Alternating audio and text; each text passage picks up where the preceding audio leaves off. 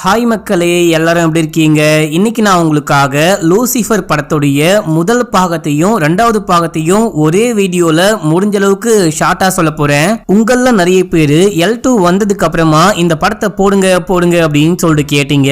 முதல் பாகமே போடல, செகண்ட் பார்ட்டை எப்படி போட முடியும் அப்படின்னு சொல்லிட்டு வெயிட் பண்ணும்போது சரி ஓகே ஃபர்ஸ்ட் பார்ட் ரெண்டாவது பார்ட் ரெண்டுத்தையும் ஒன்னா சேர்ந்து ஒரே வீடியோவா போடலாம் அப்படின்னு சொல்லிட்டு பிரிண்ட் வரட்டுமே அப்படின்னு சொல்லிட்டு வெயிட் பண்ண மக்களே. இப்போ வந்துட்டு பிரிண்ட்டும் வந்துருச்சு. ரெண்டு பார்ட்டையும் பார்த்து முடிச்சிட்டேன். ஒன் பை ஒன்னா ரெண்டு பார்ட்டையும் பார்த்து முடிக்கும் போது என்ன படண்டா சாமி, எந்த அளவுக்கு எடுத்திருக்காங்க பாருங்க அப்படின்னு சொல்லிட்டு சும்மா வேற மாதிரி எடுத்து வச்சிருந்தாங்க. முக்கியமா இதுவரைக்கும் மலையாளம்ல ரிலீஸ் ஆன படங்கள்லயே இந்த L2 எம்புரான் தான் ரொம்ப ரொம்ப அதிகமா கலெக்ஷன் பண்ண படம் அப்படின்னு சொல்றாங்க. அப்படி இந்த படத்துல என்ன விஷயம் இருக்கு அப்படின்னு சொல்லிட்டு முழுசா பார்த்து தெரிஞ்சுக்கோங்க.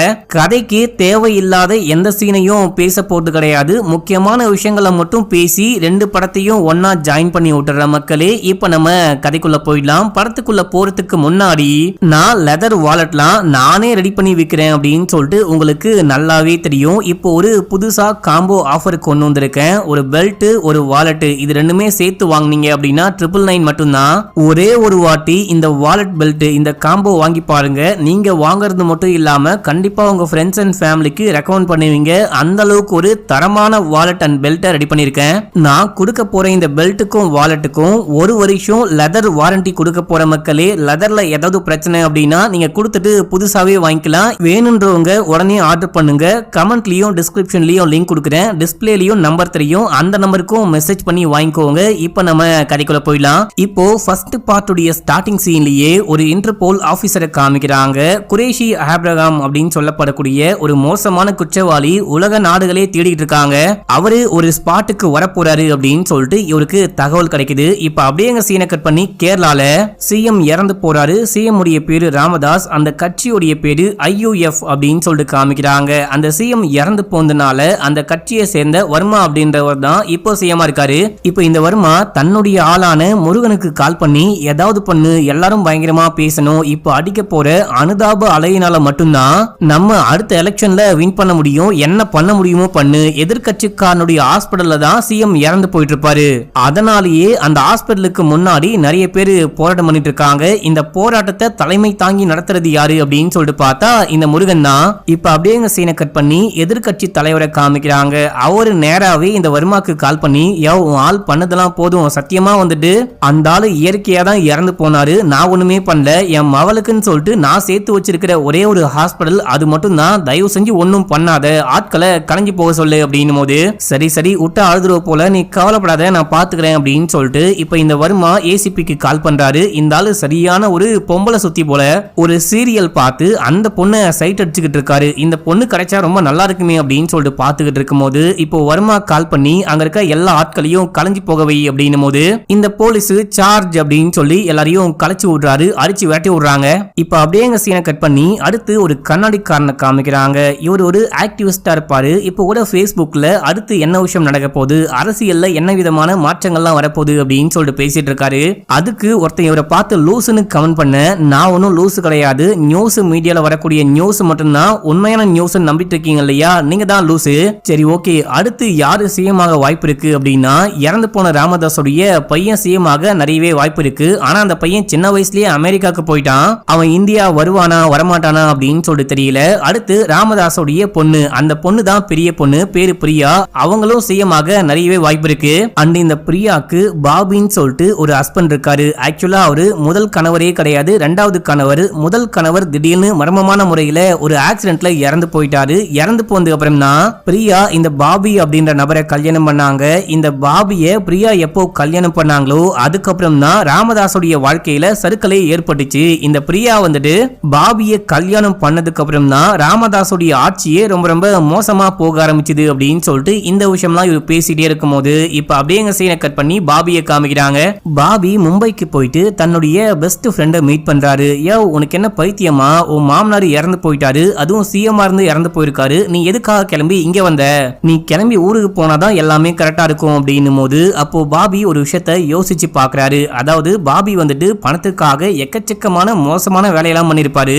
மகளுடைய ரெண்டாவது புருஷனாச்சு அப்படின்னு சொல்லிட்டு அந்த ராமதாசும் பொறுத்து போயிருப்பாரு. ஒரு கட்டத்துக்கு மேல காண்டாயிட்டு நீ பண்றது எல்லாமே எனக்கு நல்லாவே தெரியும், தெரியும், என் பொண்ணுடைய புருஷனாச்சு அப்படின்னு சொல்லிட்டு போனா போதுன்னு விட்டு வச்சிருக்கேன். இதுக்கு மேலேயும் நீ ஓவரா போயிட்டு அந்த போதைப் பொருள் எல்லாத்தையும் கேரளாக்குள்ள கொண்டு வரணும்னு நினைச்ச அப்படின்னா உன்னை என்ன பண்ணுவனே தெரியாது அப்படின்னு சொல்லிட்டு வான் பண்ணி அனுப்பிச்சு விட்டுருப்பாரு. சோ அந்த சம்பவத்துக்கு அப்புறமா தான் இந்த சிஎம் இறந்து போயிருக்காரு. இவருடைய சாவுக்கும் பாபிக்கும் சம்திங் என்னமோ ஒரு கனெக்ஷன் இருக்கு அந்த மாதிரி தான் தெரியுது. ஆனா டீடைலா நமக்கு காமிக்க மாட்டாங்க.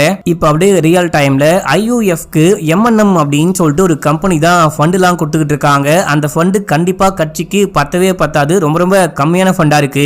அதை விட அதிகமா நான் நிதியை கொடுத்தேன் அப்படின்னா கண்டிப்பா கட்சியே வந்துட்டு நான் சொல்ற பேச்சை கேட்கும். அதுக்கு ஏதாவது ஏற்பாடு பண்ணு, நான் போயிட்டு அந்த நபரை பார்க்கணும் அப்படின்னும் போது அந்த நபரை பார்க்கறது அவ்வளவு ஈஸியான விஷயம் கிடையாது. போனா அவ்வளவு சீக்கிரம் திரும்பியும் வர முடியாது. எல்லாமே ஓகேவா, எல்லாத்தையும் உன்னால சமாளிக்க முடியுமா அப்படின்னு சொல்லிட்டு கேட்க கண்டிப்பா முடியும் அப்படின்னா சரி ஓகேவா போலாம் அப்படின்னு சொல்லிட்டு அந்த ஃப்ரெண்டுக்காரனும் யாரையோ பார்க்க கூட்டு போறாரு. அங்க ஒரு மொட்டையன் இருக்கான். அவங்கிட்ட போயிட்டு இன்னும் கொஞ்ச நாள்ல கேரளாவே என்னுடைய கட்டுப்பாட்டுக்குள்ள வரப்போகுது, அந்த கட்சியே வந்துட்டு என் கட்டுப்பாட்டுக்குள்ள வரப்போகுது, அதுக்கு கொஞ்சம் பணம் தேவைப்படுது, நீங்க மாசத்துக்கு 250 கோடி அப்படின்னு சொல்லிட்டு பணம் கொடுத்தீங்க அப்படின்னா நீங்க என்ன வேணா கேரளால பண்ணிக்கலாம் அப்படின்னு சொல்லும் போது கண்டிப்பா உண்மையா சொல்றியா அப்படின்னு சொல்லிட்டு கேட்க கண்டிப்பா உண்மையா நீங்க நினைக்கிறது எல்லாமே நடக்கும், நீங்க என்ன வேணா சேல் பண்ணிக்கலாம். ஆக்சுவலா இவங்க வந்துட்டு போதைப் பொருள் வியாபாரிகள் மக்களே, அதனாலதான் போதைப் பொருள்லாம் விற்க முடியுமா அப்படின்னு சொல்லிட்டு கேக்குறாங்க. என்ன வேணா பண்ணிக்கோங்க, எத்தனை டன் வேணா வித்துக்கோங்க அப்படின்னும் போது அப்படின்னா ஓகே உனக்கு மாசம் 250 கோடி பணம் வரும், ஆனா நம்ம டீலிங்க மீறி ஏதாவது நடந்துச்சு அப்படின்னா உன் மண்டையில புல்லட் இறங்கும் அப்படின்னு சொல்லிட்டு மொட்டையன் மிரட்டிக்கிட்டு. இப்ப அப்படியே எங்க சீன் கட் ஆகுது. பிரியாவை காமிக்கிறாங்க. வருமா அங்க வந்துட்டு உன் தம்பி ஊர்ல இருந்து வருவானா வரமாட்டானா அப்படின்னே தெரியல, இப்போ யாரு கொல்லி வைக்க போறா அப்படின்னு சொல்லிட்டு கேட்கும் போது நானே வைக்கிறேன், ஆனா அந்த ஸ்டீஃபன் மட்டும் இங்க வரவே கூடாது அப்படின்னு சொல்லிட்டு பிரியா சொல்றாங்க. அடுத்து அந்த கண்ணாடிக்காரனை காமிக்கிறாங்க. இவன் இன்னமும் லைவ்ல பேசிட்டு இருக்கான். அடுத்து ஸ்டீஃபனுக்கும் நிறையவே வாய்ப்பு இருக்கு, ஸ்டீஃபன் கூட சிஎம் ஆக நிறையவே வாய்ப்பு இருக்கு சொல்ல போனா. ஆனா ஸ்டீஃபன் வந்துட்டு இந்த ராமதாஸுடைய நேரடி வாரிசு கிடையாது. ஸ்டீஃபன் எங்க இருந்து வந்தா எப்படி வந்தா அப்படின்னு சொல்லிட்டு யாருக்குமே தெரியாது. திடீர்னு ராமதாஸ் கூட்டிட்டு வந்தாரு. தன்னுடைய சொந்த தொகுதியில எம்எல்ஏவா நிக்க வச்சு வின் பண்ண வச்சு இந்த கட்சிக்குள்ள பெரிய மரியாதையும் மதிப்பும் கொடுத்தாரு. மக்கள் மத்தியில இந்த ஸ்டீஃபனுக்கு நிறையவே மரியாதை இருக்கு. கண்டிப்பா இவரு சிஎம் ஆக நிறையவே வாய்ப்பு இருக்கு. ஸ்டீஃபனை பத்தி யாருக்குமே எதுவுமே ஒண்ணுமே தெரியாது. ஆனா டார்க் வெப்ல நான் கண்டுபிடிச்ச விஷயம் என்ன அப்படின்னா இந்த ஸ்டீஃபன் இதுக்கு முன்னாடி கோல்டு ஸ்மக்லிங்லாம் பண்ணிருக்காரு. கோல்டு ஸ்மக்லிங்லாம் பண்ணக்கூடிய ஒரு ஆளை ராமதாஸ் எதுக்காக திடீர்னு கட்சிக்குள்ள கொண்டு வந்தாரு அப்படின்னே தெரியல. அண்ட் ராமதாஸ்க்கும் ஸ்டீஃபனுக்கும் அப்படி என்ன கனெக்ஷன்? உண்மையிலேயே இந்த ஸ்டீஃபனுடைய அப்பா யாரு அம்மா யாரு இந்த விஷயம் யாருக்குமே தெரியாது அப்படின்னு சொல்லிட்டு இந்த ஸ்டீஃபன் சாதாரண ஆளே கிடையாது, ஒரு டிவில், ஒரு லூசிஃபர் அப்படின்னு சொல்ல அடுத்து அப்படியே நம்ம ஹீரோவை காமிக்கிறாங்க.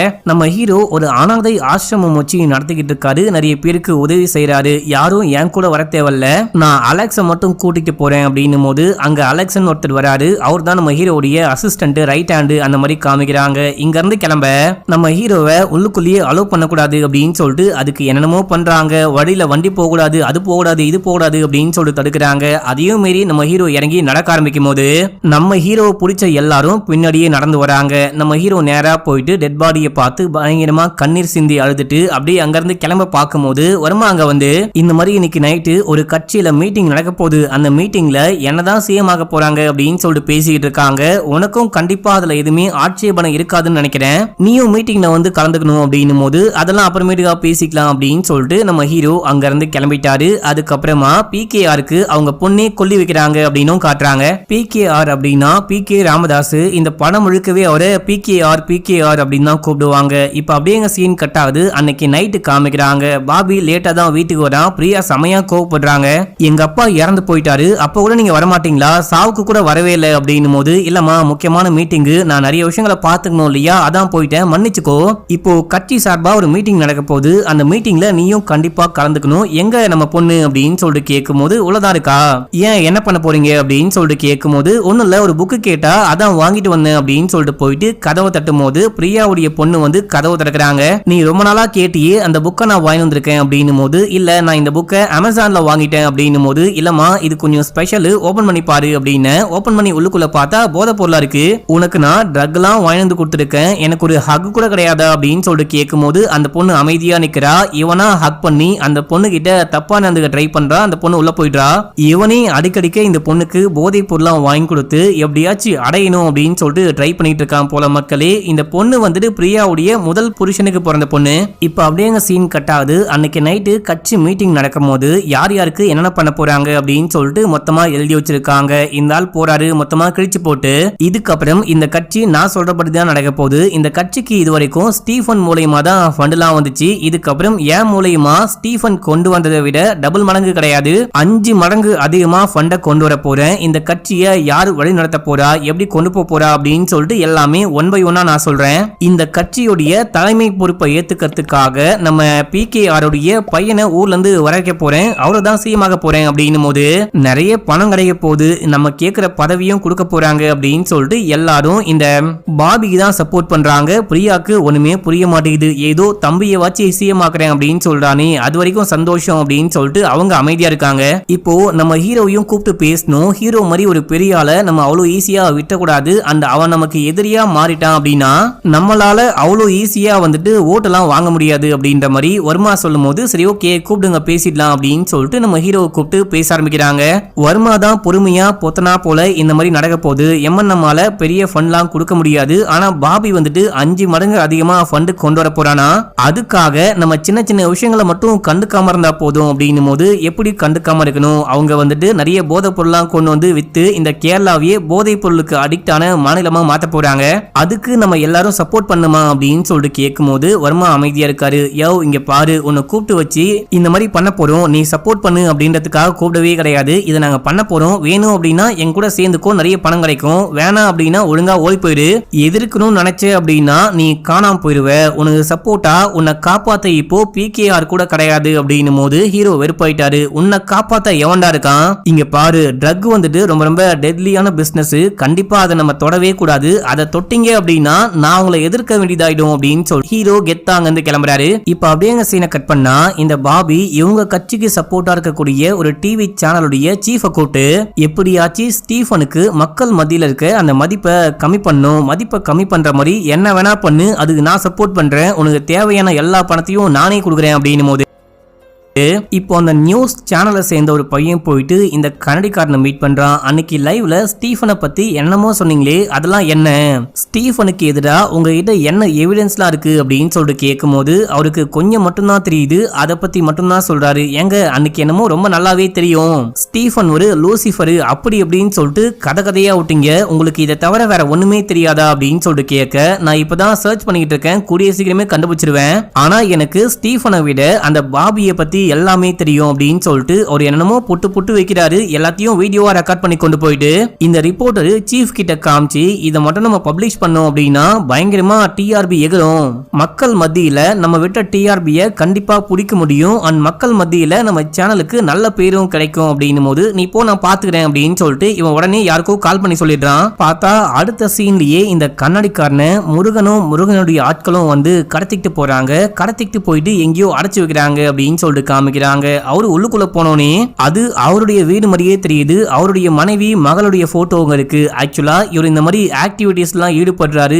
பெரிய பெரிய கட்சியை எதிர்த்து பேசுறாரு, அந்த உண்மையை கண்டுபிடிக்கிறேன், இந்த உண்மையை கண்டுபிடிக்கிறேன் அப்படின்னு சொல்லிட்டு போறாரு. அப்படின்னு சொல்லிட்டு மனைவியும் மகளும் பிரிஞ்சு போயிட்டு இருப்பாங்க. இவர் இப்போ தனியா தான் இருப்பாரு. இப்போ யாரு எங்க கொண்டு வந்து அடைச்சு வச்சிருக்காங்க அப்படின்னே தெரியல இவரை. இப்ப அப்படியே எங்க சீனை கட் பண்ணி பாபியை காமிக்கிறாங்க. பாபியுடைய அந்த ஃப்ரெண்டுக்கு கால் பண்ணி இப்பதான் கேரளாவே உங்க கண்ட்ரோல்ல இருக்கு அப்படின்னு சொல்ற இல்லையா, ஒரு கெமிக்கல் ஃபேக்டரி மூடப்பட்டிருக்கு, அந்த ஃபேக்டரியை உடனே ஓபன் பண்ணு அப்படின்னும் போது சூப்பர் ஓபன் பண்ணிடலாம் அப்படின்னு சொல்றாரு. இப்ப அப்படியே எங்க சீன் கட் ஆகுது. நம்ம ஹீரோவை காமிக்கிறாங்க.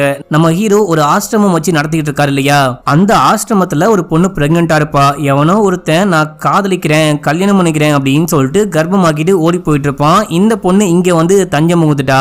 அந்த பொண்ணுக்கு ஒரு ஆண் குழந்தை பிறக்குது. அந்த குழந்தைக்கு நம்ம ஹீரோ தான் பேர் வைக்கணும் அப்படின்னும் போது நம்ம ஹீரோ போயிட்டு விநாயகம் அப்படின்னு சொல்லிட்டு பேர் வைக்கிறாரு. அது அதுக்கப்புறம் அங்க இருக்க ஃபாதர் கிட்ட பேசிட்டு இருக்கும்போது நம்ம ஹீரோக்கு அசிஸ்டன்ட் மாதிரி ஒரு ஆள் இருப்பான். அவன் வந்து ஹீரோ கிட்ட ஏதோ கண்ணை காமிக்க எனக்கு ஒரு முக்கியமான வேலை இருக்கு அப்படின்னு சொல்லிட்டு நம்ம ஹீரோ அவன் கூட கிளம்புறாரு. அந்த மூடி கிடைக்கிற ஃபேக்டரிய யாரோ வந்து திறக்க ட்ரை பண்ணிட்டு இருக்காங்க. கையில கன்னு துப்பாக்கி அப்படி இப்படின்னு சொல்லிட்டு நிறையவே ஆயுதங்களும் வச்சிருக்காங்க. அப்படின்னும் போது இங்க இருந்து கிளம்பி போறாங்க.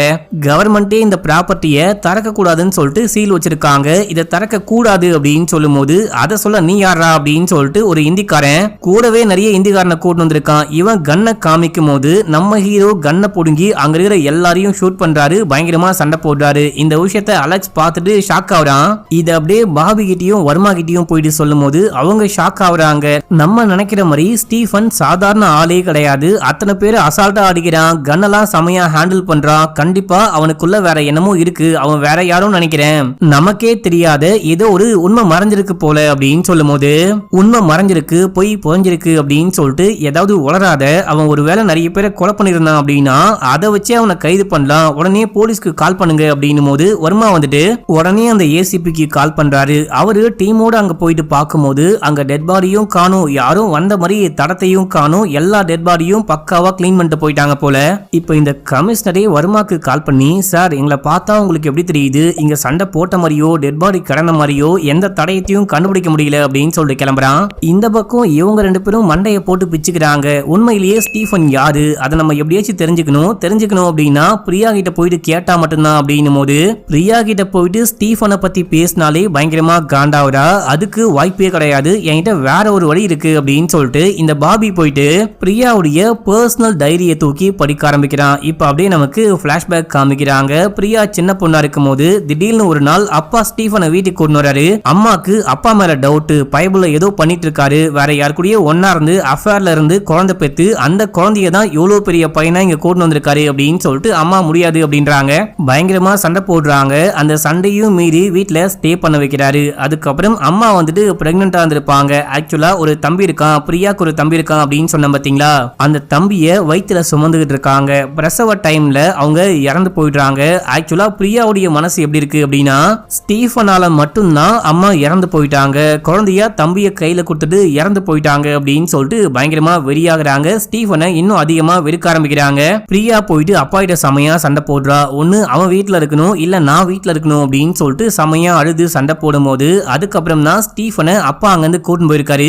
அதுக்கப்புறம் தான் தம்பிய அமெரிக்கா அனுப்பி படிக்க வச்சிருக்காங்க அப்படின்னு சொல்லிட்டு இந்த விஷயம்லாம் பாபி தெரிஞ்சுக்கிறான். அந்த டைரியை படிச்சு தெரிஞ்சுக்கிறான். இப்ப அப்படியே எங்க சீனை கட் பண்ணா ஒரு பொண்ணுக்கு குழந்தை பிறந்துச்சு பாத்தீங்களா? அந்த பொண்ணு நான் கிளம்புறேன் அப்படின்னும் போது இல்லம்மா நீ எவ்வளவு நாள் வேணா இங்க ஸ்டே பண்ணிக்கலாம், உனக்கு பாதுகாப்பா இருக்கும், நானா உன்னை போன்னு சொல்ல மாட்டேன் அப்படின்னும் போது இல்லனா பரவாயில்ல அப்படின்னு சொல்லிட்டு குழந்தைய தூக்கிட்டு கிளம்ப அலெக்ஸ் தான் நம்ம ஹீரோ டிராப் பண்ண சொல்றாரு. ஆக்சுவலா இந்த குழந்தைக்கான காரணமே அலெக்ஸ் தான் போல. இப்போ அலெக்ஸ் என்ன பண்றான் அப்படின்னா அந்த கட்சிக்கு சார்பா ஒரு டிவி இருக்கு பாத்தீங்களா, அங்க கூட்டிட்டு போயிட்டு டிராப் பண்ணிட்டு வரான். அலெக்ஸ் சொல்லியே கூட்டிட்டு வந்திருப்பான். நீ என்ன பண்ணு, ஸ்டீஃபன் தான் இந்த குழந்தைக்கு காரணம்னு சொல்லு, ஸ்டீஃபன் தான் இந்த குழந்தைக்கு அப்பான்னு சொல்லு, மத்த விஷயம்லாம் நான் பாத்துக்கிறேன் அப்படின்னு அந்த பொண்ணு அப்படியே போய் சொல்லும் போது ஊர் முழுக்க இந்த பிரச்சனை பயங்கர பூதாகரமா வெடிக்குது. அது மட்டும் இல்லாம பாபியும் பெருசா வெடிக்க வைக்கிறான். பாபி சொல்லி தான் இந்த அலெக்ஸ் செஞ்சிருப்பான் மக்கள். இப்போ இந்த விஷயம் பயங்கரமா பேசப்படும் போது அதுவும் அந்த பொண்ணு ஒரு மைனர்னு சொல்லிட்டு பேசுறாங்க. அதனாலேயே போக்சோல கைது பண்ணும் அப்படின்னு சொல்லிட்டு ஒரு பக்கம் மக்கள் போராட்டம் பண்ணிட்டு இருக்காங்க. இப்போ ஏசிபி டீமோட வந்து ஹீரோவை கைது பண்ண பார்க்கும்போது நான் வரேன் அப்படின்னு சொல்லிட்டு அமைதியா போறாரு. குழந்தைங்களாம் வந்து எங்க அங்கிளை கூட்டு போவாதீங்க அப்படின்னும் போது அந்த குழந்தைங்களை பிடிச்சி தள்ளி விட நம்ம ஹீரோ வெறுப்பாயிட்டாரு. காலை தூக்கி நெஞ்சு மேல வச்சு இங்க பாரு என் மேல கை வை, நான் அமைதியா போவேன், ஆனா என் பிள்ளைங்க மேல மட்டும் கை வைக்காத அப்படின்னு இவனுக்கு ஒரே அசிங்கமா போச்சு. காதா மட்டும் ஒரு போடு போட்டு இங்க பாரு நீ என்ன பெரிய தலைவரா, ஓவரா ஆக்டிங் போடாத, வா கிளம்பலாம் அப்படின்னு சொல்லிட்டு அப்படியே கைது பண்ணி அங்கிருந்து கூட்டு போறாங்க. இப்ப அப்படியே எங்க சீன் கட் ஆகுது. நம்ம ஹீரோ ஜெயில இருக்கும் போது யாரோ கால் பண்றாங்க. கால் பண்ணி நாங்க வரவா அப்படின்னு சொல்லிட்டு கேட்கும் போது இப்ப ஒண்ணுமே பண்ணாத அமைதியாரு, எல்லா விஷயத்தையும் நான் பாத்துக்கிறேன் அப்படின்னு சொல்றாரு. அப்படியே போன் கால் கட் ஆகுது. இப்ப அப்படியே எங்க சீனை கட் பண்ணா பிகேஆருடைய பையன் அமெரிக்கால இருந்து கிளம்பி இந்தியாவுக்கு வந்து ஒரு பொது கூட்டத்துல கலந்துட்டு நான் தான் இதுக்கப்புறம் கட்சி கட்சியுடைய தலைமை பொறுப்பாளரா இருக்க போறேன், நான் தான் சிஎம்மா இருந்து வழி நடத்த போறேன் அப்படி இப்படின்னு சொல்லிட்டு பயங்கரமா பேசி மக்கள் மனசுல இடம் பிடிக்கிறான் அப்படின்னு சொல்லிட்டு காமிக்கிறாங்க.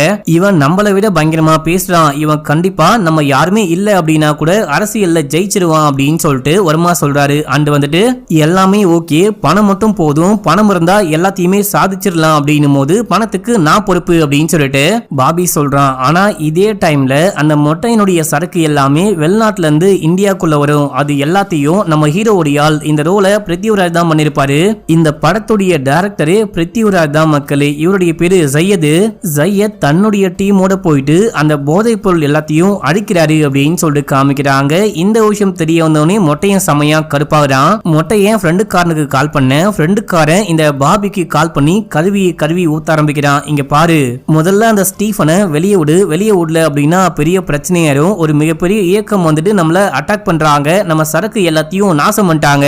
ஸ்டீஃபன் மட்டும் வெளியே வரல அப்படின்னா அடுத்து எந்த சரக்கையும் வியாபாரம் பண்ண முடியாது, கொண்டு போக முடியாது அப்படின்னு சொல்றாங்க. நீ வெளியே விடு அப்படின்னும் போது, ஆனா பாபியும் வருமாவும் என்ன பிளான் பண்றாங்க அப்படின்னா ஹீரோவை கொலை பண்ணிடலாம் அப்படின்னு சொல்லிட்டு ஜெயிலுக்குள்ளேயே வச்சு கொலை பண்ண ட்ரை பண்றாங்க. நம்ம ஹீரோ சண்டை போட்டு அசால்ட்டா அவங்க எல்லாரையும் மட்ட பண்ணிட்டாரு. இப்ப அப்படியே சீன் கட்டாது. பிரியாவுடைய மகள் பயங்கரமா போதைப் பொருளை யூஸ் பண்ணி மயக்கமாயிட்டாங்க அப்படின்னு சொல்லிட்டு அவங்கள தூக்கிட்டு வந்து ஹாஸ்பிடல்ல அட்மிட் பண்ணிருக்காங்க. பிரியா போயிட்டு பார்க்கும்போது சுய நினைவுக்கு வந்துட்டாங்க. உனக்கு என்னாச்சு, எப்பத்துல இருந்து இந்த விஷயம்லாம் யூஸ் பண்ற, மானத்தை வாங்கிட்ட, உடம்ப பாத்துக்க மாட்டியா அப்படி இப்படின்னு சொல்லி திட்டும் போது, இது எல்லாத்துக்கும் காரணம் உன்னுடைய இரண்டாவது புருஷன் பாபி தான் அப்படின்னும் போது அவங்களுக்கு பயங்கர ஷாக்கு. என்னடி பொய் சொல்றியா அப்படின்னு சொல்லிட்டு கேட்க, நான் ஏன் பொய் சொல்ல போறேன், அந்த ஆள் தான் ஆரம்பத்துல போதைப் பொருளை வாங்கி கொடுத்து என்ன பயங்கரமா அடிக்ட் பண்ண வச்சான், அதுக்கப்புறமா ஒவ்வொரு நாளும் எனக்கு பயங்கரமா செக்ஸ் டார்ச்சர் கொடுத்தான், இன்னும் உங்ககிட்ட வாயை திறந்து சொல்ல முடியாத அளவுக்கு நிறையவே மோசமான விஷயங்கள்லாம் நடந்திருக்கு அப்படின்னு சொல்லிட்டு அழுகும் போது இவங்களே உடஞ்சு போயிட்டாங்க. அட நாசமா போனோனே, புருஷன்னு உன்னை கல்யாணம் பண்ணி கொண்டு வந்து வச்சா இந்த மாதிரி வேலையெல்லாம் பாக்குறியா அப்படின்னு சொல்லிட்டு வெறுப்பாகிறாங்க. இப்ப அப்படியே சீன் கட் ஆகுது. அந்த பொண்ணு இருக்கா பாத்தீங்களா, அந்த பொண்ணு மறுபடியும் நியூஸ் சேனலுக்கு வந்து நான் பண்ணது எல்லாமே தப்பு, என்ன மன்னிச்சுக்கோங்க, அந்த மாதிரிலாம் நான் பண்ணவே கிடையாது, யாரோ சொல்லி தான் இந்த மாதிரி பண்ணேன், ஸ்டீஃபன் வந்துட்டு எனக்கு அண்ணா மாதிரி, அவர் ஏன் இந்த மாதிரி பண்ண போறாரு, நான் கேஸையும் வாபஸ் வாங்கிக்கிறேன் அப்படின்னு சொல்றதுனால நம்ம ஹீரோவை வேற வழி இல்லாம வெளியே அனுப்புறாங்க.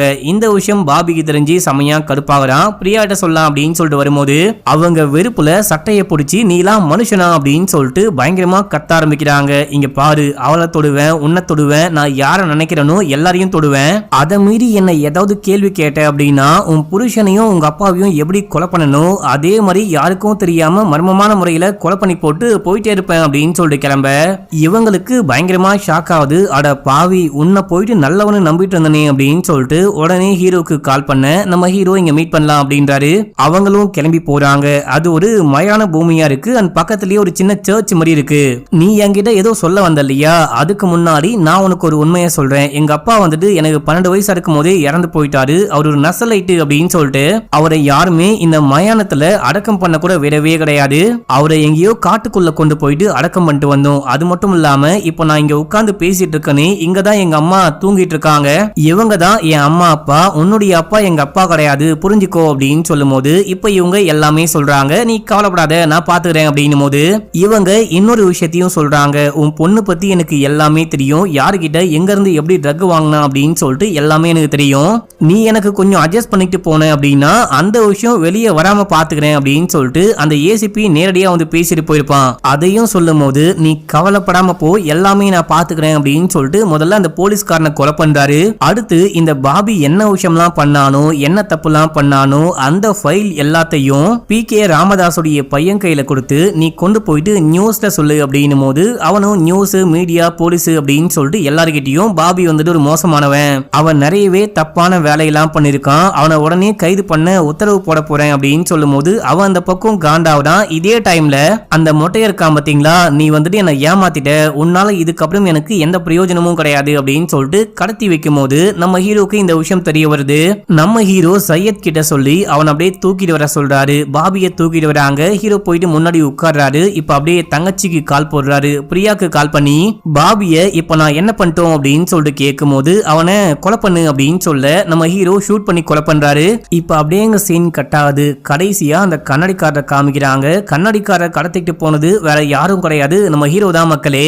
இந்த கண்ணாடிக்காரரை ஆசிரமத்துக்கு வர வச்சு ஒரு பெட்டியை கையில கொடுக்கும் போது பெட்டி முழுக்க பணமா இருக்கு, ஒரு லெட்டரும் இருக்கு, ஸ்டீஃபன் சார் தான் கொடுக்க சொன்னாரு அப்படின்னு சொல்லிட்டு அங்க இருக்கவங்க பெட்டியை கொண்டு வந்து கொடுத்திருப்பாங்க. உள்ளுக்குள்ள நிறைய பணம் இருக்கும், லெட்டர் இருக்கும். லெட்டர்ல என்ன போட்டிருக்கு அப்படின்னா, இந்த உலகத்துல சில பேர் மட்டும்தான் உண்மையை கண்டுபிடிக்க முயற்சி பண்ணிட்டே இருக்காங்க, உண்மையை வெளியே கொண்டு வரவும் ட்ரை பண்ணிட்டே இருக்காங்க. அதுல முக்கியமான ஆள் நீங்க தான். உங்க பணி தொடர்ந்து நடந்துகிட்டே இருக்கட்டும், அதுக்கு நான் சப்போர்ட் பண்ணுவேன். அண்ட் நீங்க நினைச்சு கூட பார்க்க முடியாத ஒரு கிஃப்ட் இருக்கு அப்படின்னு சொல்லிட்டு போட்டிருக்கு. என்ன கிஃப்ட் அப்படின்னா, மனைவியும் மகளும் எப்படியோ திரும்பி வந்துட்டாங்க, நம்ம ஹீரோ வர வச்சிருக்காரு.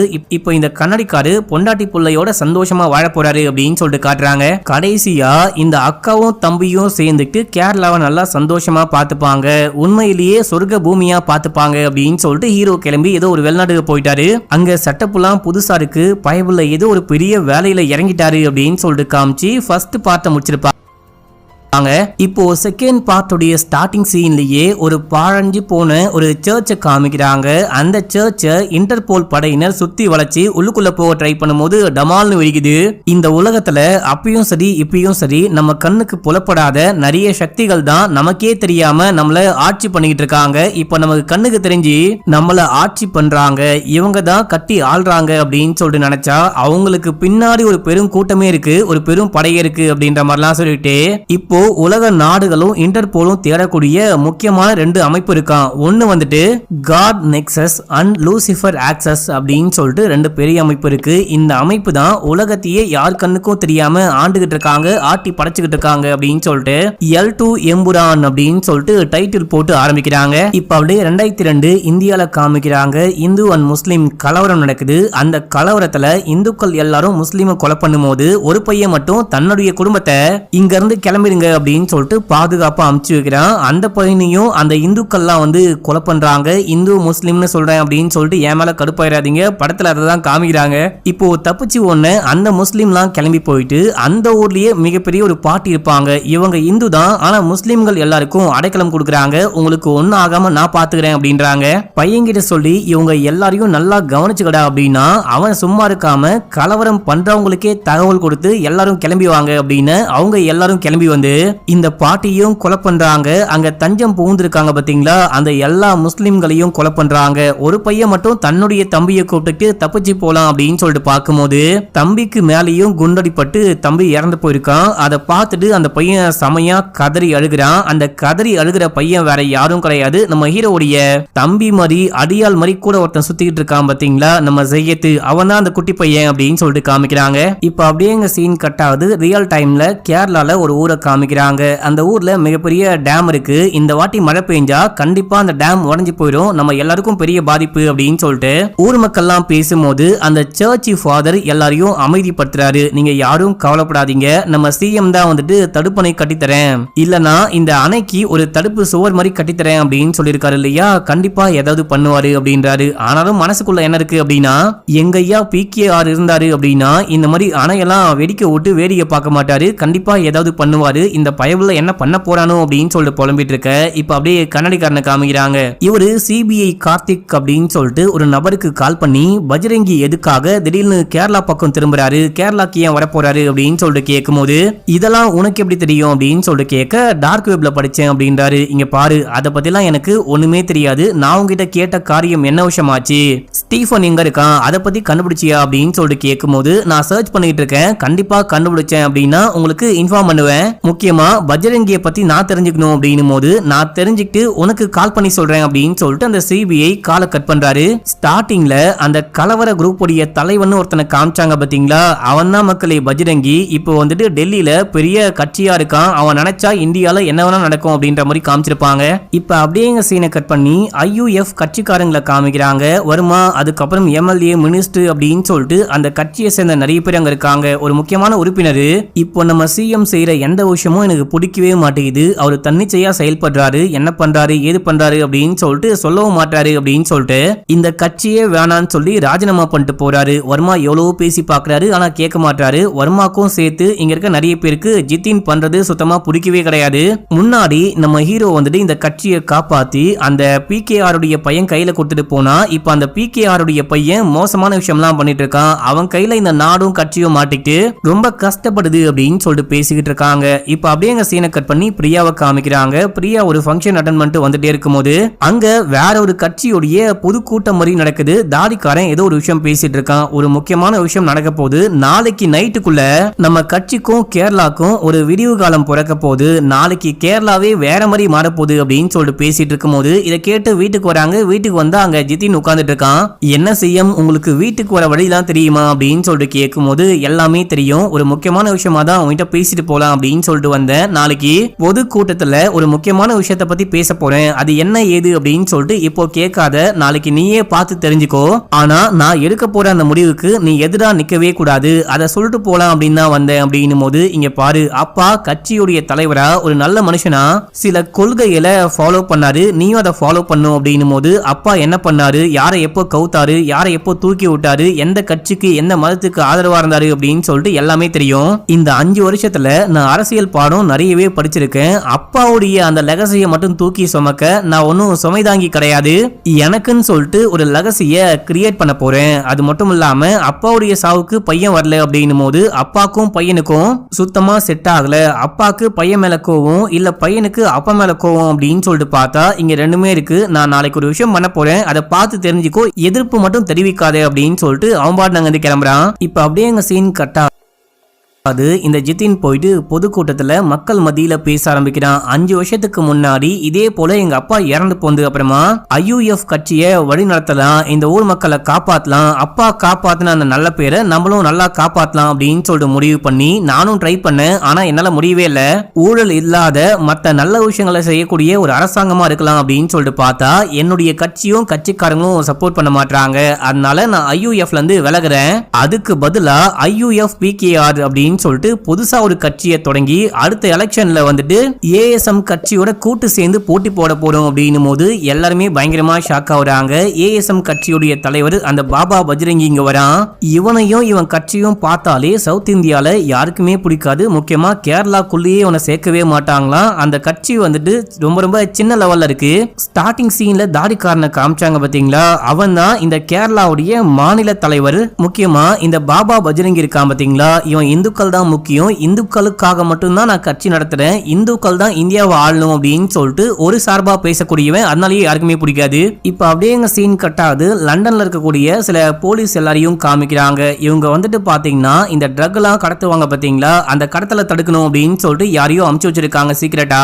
அந்த ஏஜென்ட் போயிட்டு அவங்க கிட்ட மாட்டிக்கிட்டு இருக்கான் அப்படின்னு சொல்லிட்டு நினைச்சா அவன் வந்துட்டு பாத்தீங்கன்னா அவங்களுக்கும் சப்போர்ட்டா இருக்கான், இவங்களுக்கும் சப்போர்ட்டா இருக்கான், பணத்துக்காக எல்லா வேலையும் பண்ற டபுள் ஏஜென்ட்டா இருக்கான் அப்படின்னு சொல்லிட்டு நமக்கு தெரியுது. அவங்க கூடவே சேர்ந்துட்டு அந்த போதைப் பொருள்லாம் கடத்திட்டு வரும்போது ஒரு டீம் வந்துட்டு தடுக்க வராங்கன்னு தெரிஞ்சுட்டு அவங்க வேற பாதையில போகும்போது அங்க நம்ம ஹீரோ ஹெலிகாப்டர்ல வந்து இங்க இருக்கிற எல்லா போதைப் பொருளையும் அழிக்கிறாரு. அந்த போதைப் பொருளை எவன் உருவாக்கி சப்ளை பண்றானோ அவனுக்கே கால் பண்ணி வானும் பண்றாரு. இப்ப அப்படியே எங்க சீன் கட்டாது கன்னடிக்காரனை காமிக்கிறாங்க. இங்க வந்துட்டு நம்ம ஸ்டீஃபன் இந்த ஊரை விட்டு போந்து அப்புறமா எங்க போனாரு என்ன ஆனாரு அப்படின்லாம் தெரியல. ஆனா கேரளால அரசியல் நிலவரம் கொஞ்சம் கூட சரியே கிடையாது. இந்த ஜித்தின் வந்துட்டு ரொம்ப மோசமா ஆட்சி பண்ணிட்டு இருக்கான் அப்படின்னு சொல்லிட்டு வீடியோலாம் வெளியிடுறாரு. முருகனை மீட் பண்ணி நான் ஸ்டீஃபன் சாரை மீட் பண்ணி ஒரு முக்கியமான விஷயமா பேசணும் அப்படின்னும் போது அவரு வேற ஒரு ஆளை கையை காமிக்க அவரு மூலியமா இவருக்கு மயக்க ஊசிலாம் போட்டு வேற ஒரு ஊருக்கு கொண்டு போறாங்க.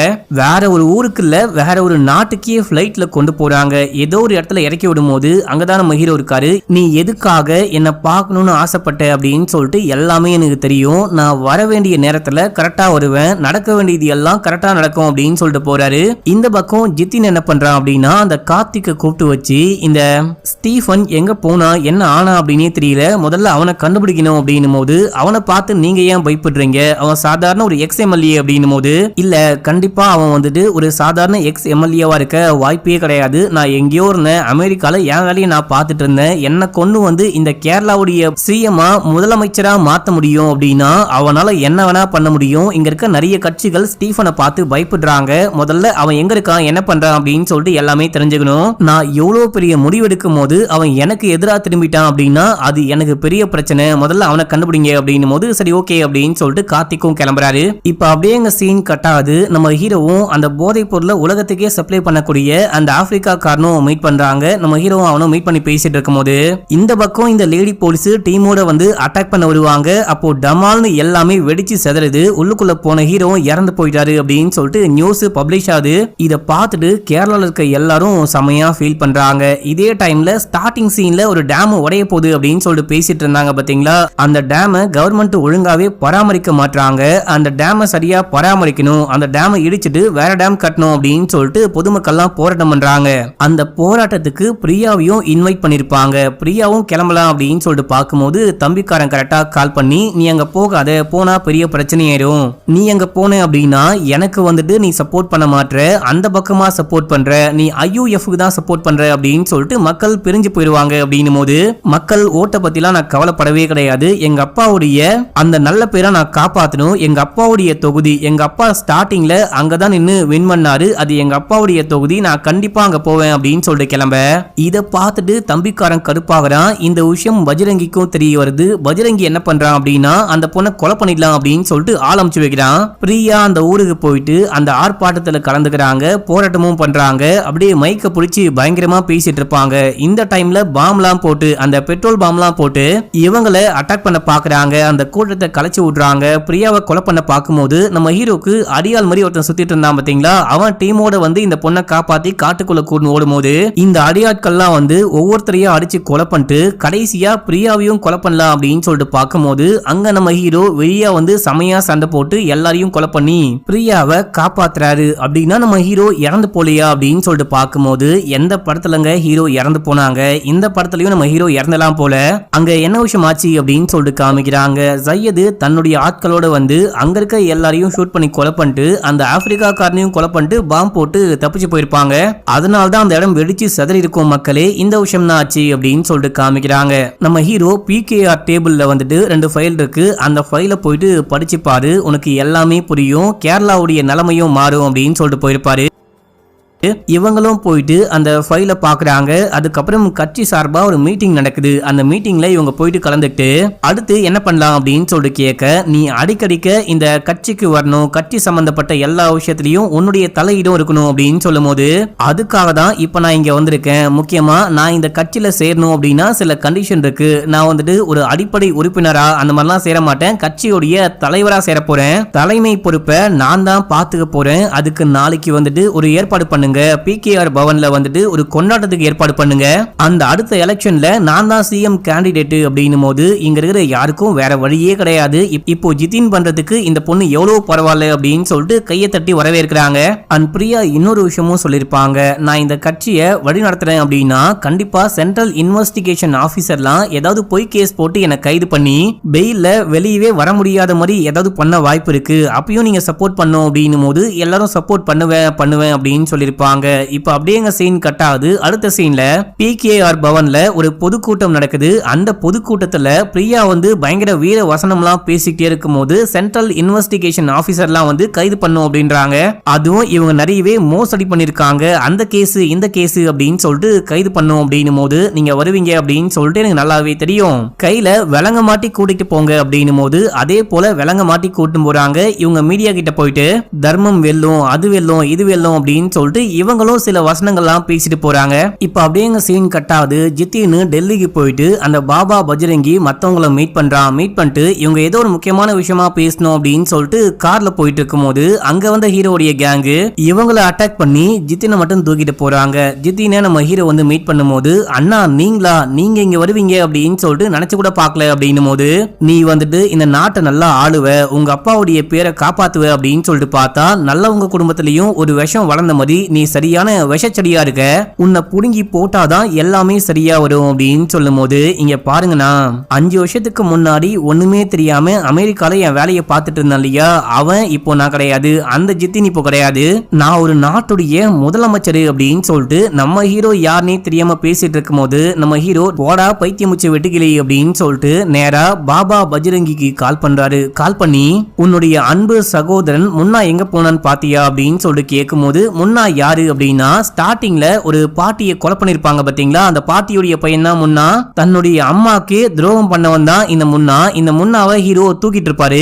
உனக்கு முன்னா வேணும் அப்படின்னா நீ கிளம்பி இந்த ஸ்பாட்டுக்கு வா அப்படின்னும் போது இவனும் ஆட்களோடு கிளம்பி அந்த ஸ்பாட்டுக்கு போறான். அது வந்துட்டு வேற எந்த இடமும் கிடையாது, முஸ்லிம்களையும் அந்த அம்மாவையும் கொலை பண்ணாங்க பாத்தீங்களா, அந்த வீடு தான். அந்த வீட்டுக்கு போயிட்டு பார்க்கும்போது முன்னாங்க தான் நிக்கிறான். அவனுக்கு பின்னாடி பாம்பு வச்சு கட்டி வெடிக்க வச்சு அவன் அப்படியே கொலை பண்றாங்க.